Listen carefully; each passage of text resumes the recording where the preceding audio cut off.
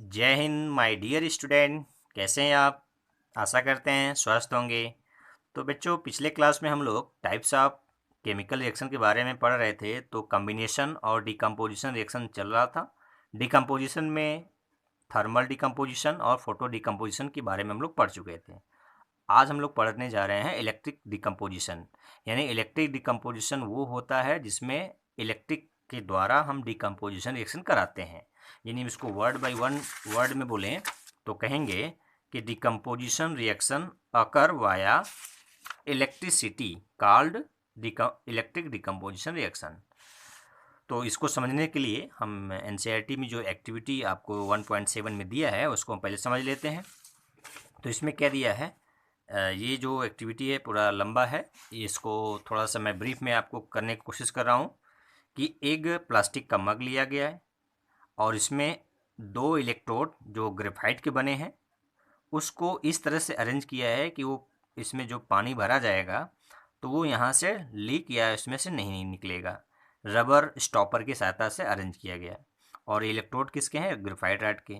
इसके ऊपर इन्वर्टेड दो टेस्ट ट्यूब रखे गए हैं और बैटरी को इससे क्या किया गया, इसके दोनों इलेक्ट्रोड को बैटरी से क्या किया गया है, कनेक्ट किया गया है।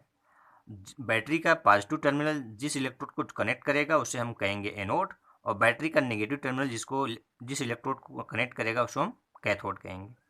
अब इसमें वाटर लेते हैं और वाटर में 2-3 ड्रॉप डाइल्यूट H2SO4 मिला देते हैं। उसके बाद यहाँ से स्विच ऑन कर देते हैं। तो क्या ऑब्जर्वेशन मिलता है और कौन सी गैस इसमें ऑब्जर्व होती है, यही आपसे 2-3 क्वेश्चन इसमें पूछा जा रहा है। पहला क्वेश्चन इसमें पूछा जा रहा है कि what happened in each case, which gas is present in each test tube. और वो गैस का आप कैसे एक्सपेरिमेंट करेंगे कि वो कौन सी गैस है। तो आइए इसको हम समझते हैं। पहले इसका मैकेनिज्म क्या है। तो इसमें देखिए ये इलेक्ट्रिक बैटरी के थ्रू, यानी डीसी है ये बैटरी। तो इसको जब इलेक्ट्रिसिटी पास करेंगे तो जो वाटर होता है सेल्फ आयनाइज होता है, लेकिन इसका आयनाइजेशन बहुत ही कम रेट होता है। मतलब वाटर अपने आप H+ आयन OH आयन में अपने आप नहीं टूटता, ये टूटता भी है तो बहुत ही कम। तो इसको हम ज़्यादा से ज़्यादा तोड़ने के लिए हमने क्या मिलाया है, डाइल्यूट H2SO4। इससे क्या होगा कि वाटर का डिसोसिएशन बढ़ जाता है। तो वाटर टूटेगा तो किस में टूटेगा, H+ और OH आयन में। ठीक। अब H+ आयन OH आयन का क्या चेंजेज होता है उसको हम यहाँ पर देखते हैं। देखिए, आप वाटर में इलेक्ट्रिसिटी पास किए हैं तो ये H2 और O2 में ब्रेक कर जाता है। अब इसका मैकेनिज्म यहाँ पर मैं समझाने के लिए यहाँ पर इसको दिखाया हूँ कि H2O पहले किस में टूटता है, H+ आयन और OH आयन में। H+ आयन क्या है, ये पॉजिटिव चार्ज किधर मूव करेगा, किस इलेक्ट्रोड की ओर, कैथोड की ओर। क्योंकि मैंने भी बताया कि बैटरी का जो नेगेटिव टर्मिनल होगा वो कैथोड होगा, तो ये किधर माइग्रेट करेगा, कैथोड की ओर। और OH क्या है, नेगेटिव चार्ज है, ये किधर माइग्रेट करेगा, पॉजिटिव टर्मिनल यानी एनोड की ओर।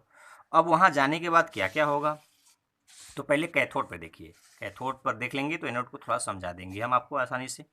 कैथोड पर क्या होगा, H+ आयन इलेक्ट्रॉन को गेन करके पहले H फ्री रेडिकल में बन जाएगा।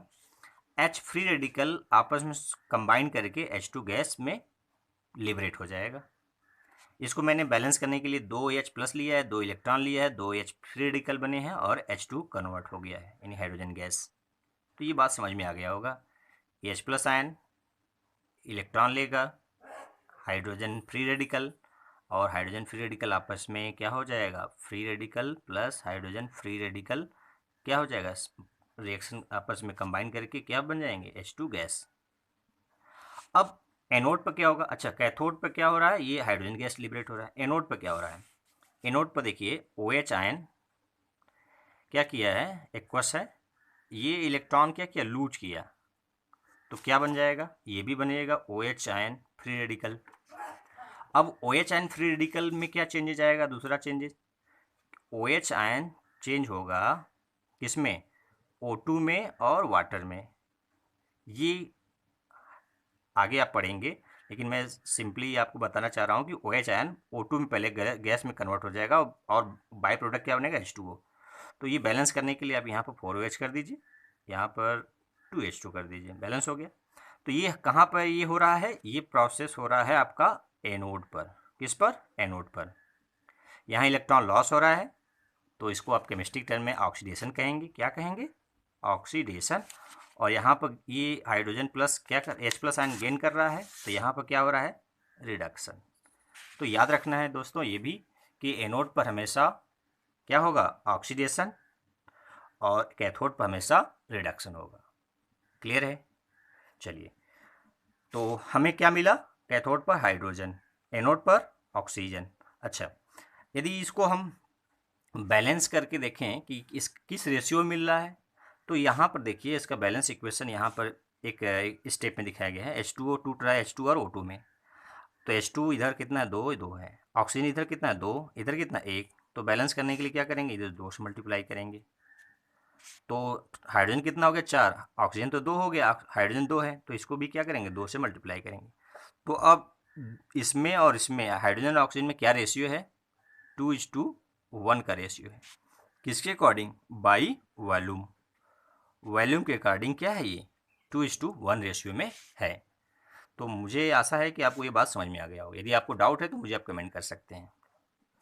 आगे आइए पढ़ते हैं। अब नेक्स्ट आपका इंटेक्स क्वेश्चन, यानी एनसीईआरटी में आपका क्या है? Intex question. तो इंटेक्स क्वेश्चन को मैंने यहाँ पर आप देख रहे हैं, इससे मैंने आपको, अच्छा, ये carry out the following activity, जो पिछले वीडियो में या आप लेक्चर में देखे होंगे कि मैंने इसका रिएक्शन दिखा चुका हूँ। तो इंटेक्स क्वेश्चन में क्या हम लोग पढ़ेंगे, इसको हम यहाँ पर क्वेश्चन लिख दिए हैं, उसको हम आंसर देखते हैं।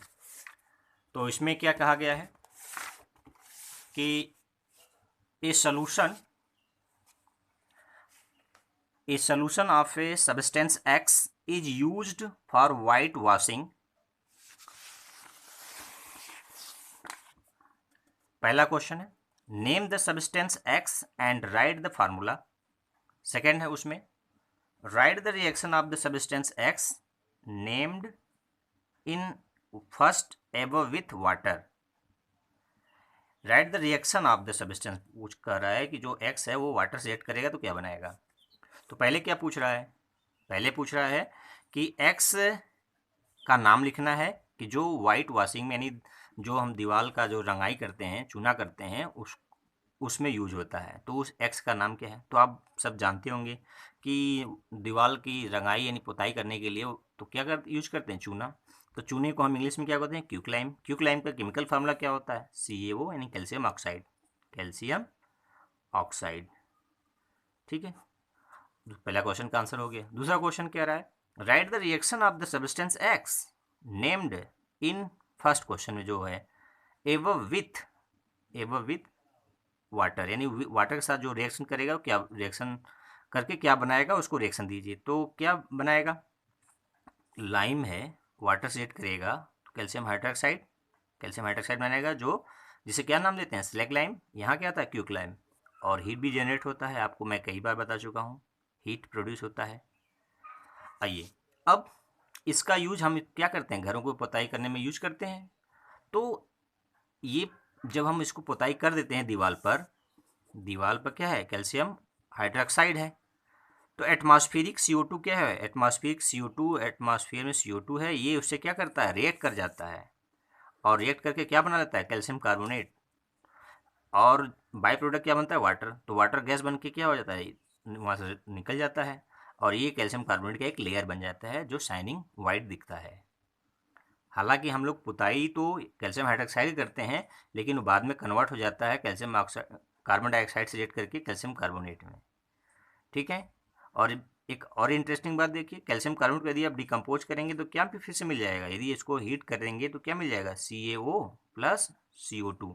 लेकिन देखिए, ध्यान रखना, ये इस पाथवे से आ रहा है, लेकिन जब आप इसको हीट करेंगे तो दूसरा पाथवे से वो वापस CaO और CO2 में निकल जाएगा। तो ये अलग फिनोमेना है, ये डिकम्पोजिशन है। यहाँ पर क्या है? यहाँ पर अलग तरह का रिएक्शन है। ठीक है, तो आइए अगला क्वेश्चन करते हैं। Why is the amount of gas collected in one of the test tube double of the amount collected in the other on electrolysis of water. Name this gas. अच्छा, कह रहा है कि वाटर के इलेक्ट्रोलिसिस से एक गैस एक gas दुगना अमाउंट में डिपॉजिट हो रहा है और जबकि एक गैस उसके आधा। तो ऐसा क्यों है? तो आपने देखा भी कि वाटर का इलेक्ट्रोलिसिस कराने पर हाइड्रोजन मॉलिक्यूल 2 मोल बन रहे हैं, ऑक्सीजन मॉलिक्यूल 1 मोल बन रहे हैं। यदि वॉल्यूम बाई देखें, बाय वॉल्यूम इसका रेशियो देखें तो 2:1 है, क्योंकि बैलेंस करने पर ये मिलेगा।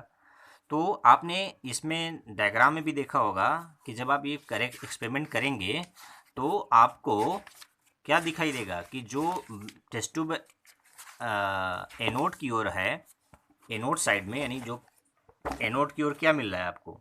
ऑक्सीजन मिल रहा है। कैथोड की ओर क्या मिल रहा है? हाइड्रोजन। तो इसमें देखिए कि इसमें ज़्यादा खाली जगह दिख रहा है, इसमें कम। तो इसमें ज़्यादा गैस बन रही है, तो ज़्यादा गैस बनेगा, ये क्या करेगा? अधिक प्रेशर करेगा। तो ये देखिए इधर ज़्यादा आपको स्पेस दिख रहा है, यानी ज़्यादा गैस इसमें कलेक्ट है। और एनोड की ओर क्या है? कम गैस है, क्योंकि ये क्या है? इसका आधा जनरेट हो रहा है। तो ऑक्सीजन कम है, इसका प्रेशर कम है, तो ये कम डिस्प्लेस वाटर किया, यहाँ से प्रेस किया। और हाइड्रोजन ज़्यादा बना है तो ज़्यादा दबाव डाला वाटर पर, तो वाटर लेवल नीचे आ गया है। ठीक है, तो आइए अगला पढ़ते हैं। अगला हमारा है डबल डिस्प्लेसमेंट रिएक्शन। अगला क्या है आपका? Displacement reaction. तो डिस्प्लेसमेंट रिएक्शन क्या होता है, इसको हम पढ़ेंगे। तो नेक्स्ट आपका टॉपिक क्या है? Displacement reaction. तो डिस्प्लेसमेंट रिएक्शन क्या होता है, इसमें क्या इसकी कैरेक्टरिस्टिक्स हैं। तो पहले इसका डिफिनीशन समझ लीजिए। Those reactions in which more active element, याद रखिए, more active element displace A less active element from its compound. सीधा मतलब ताकतवर अपने से कम ताकतवर को क्या कर देता है? अपने उसके पोजीशन से हटा देता है। ये यूनिवर्स का नियम है कि माइट इज राइट। जो ताकतवर है वो अपने से कमज़ोर को उसके प्लेस से क्या करता है? डिस्प्लेस करने का कोशिश करता है। तो रिएक्शन में भी यही चीज़ देखने को मिलता है कि यहाँ पर कहा गया कि मोर एक्टिव, ताकतवर का मतलब यहाँ पर more reactive element less reactive element को उसके साल्ट से उसको डिस्प्लेस कर देता है। इसी को क्या नाम देते हैं? Displacement reaction. यानी उसके प्लेस से डिस्प्लेस कर दें, हटा दें। तो एग्जांपल इसको समझने के लिए आपके एनसीईआरटी में एक्टिविटी भी दिया है, तो मैं डायग्राम से यहाँ बनाया हूँ कि यदि आप कॉपर सल्फेट का सॉल्यूशन लीजिए एक बीकर में, उसमें आयरन नेल यानी आयरन की कील को आधे घंटे के लिए इसमें डीप करके छोड़ दीजिए, तो आप देखेंगे कि इसका कॉपर सल्फेट का जो ब्लू कलर है वो डिसअपियर हो जाएगा, यानी कलरलेस हो जाएगा या लाइट ग्रीन दिखेगा। और आयरन जो नेल है वो थोड़ा इसका कलर क्या हो जाएगा? ब्राउनिश हो जाएगा। इस पर क्या हो जाएगा? ब्राउनिश। ये क्यों होता है? तो इसका हम ये ये निष्कर्ष निकालते हैं, ये ऑब्जर्व किया गया कि कॉपर सल्फेट जो ब्लू कलर का होता है, आयरन नेल से रिएक्ट करके ये फेरस सल्फेट बनाता है, जो फेरस सल्फेट किस कलर का होता है? लाइट ग्रीन कलर का। और जो कॉपर यहाँ पर निकला है वो आयरन के ऊपर क्या हो जाता है? यहाँ पर डिपॉजिट हो जाता है ऊपर सरफेस पर। और तो ये रिएक्शन क्या है कि ये एक्टिव एलिमेंट है, किसकी तुलना में? कॉपर की तुलना में। ये इसने क्या किया? आयरन ने कॉपर को उसके साल्ट से क्या कर दिया? उसको हटा दिया। तो कॉपर बाहर हो गया साल्ट से। साल्ट से बाहर का मतलब उस कंपाउंड से, कंपाउंड में उसका जगह कौन ले लिया? आयरन। तो ये बन गया फेरस सल्फेट। तो ये क्या है? इसने आयरन ने कॉपर को उसके प्लेस से क्या किया? हटा दिया। तो इसको तो ये से क्या कहेंगे? Displacement reaction. तो इसका कलर ब्लू से क्या हो गया? कलरलेस, या आपको ग्रीन, लाइट ग्रीन दिखाई देगा। ये लैब में आप कर सकते हैं, टीचर के प्रेजेंस में आप इसको देख सकते हैं। आइए अगला देखते हैं।